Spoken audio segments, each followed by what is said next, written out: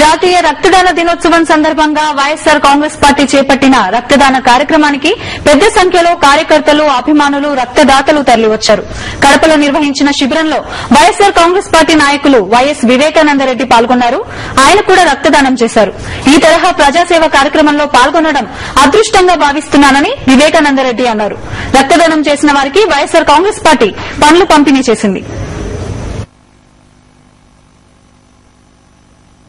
ఈరోజు మా పార్టీ పిలుపు మేరకు నేషనల్ బ్లడ్ డొనేషన్ డే సందర్భంగా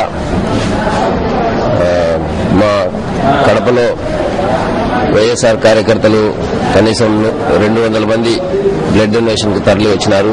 స్వచ్ఛందంగా వారు ఇటువంటి ప్రజాసేవా కార్యక్రమాల్లో పాల్గొనడమే కాకుండా మరి మాకందరికీ స్ఫూర్తి ప్రదాత మా జగన్ రెడ్డి తొందరగా బెయిల్ రావాలని ఆ భగవంతుని ప్రార్థిస్తూ ఈ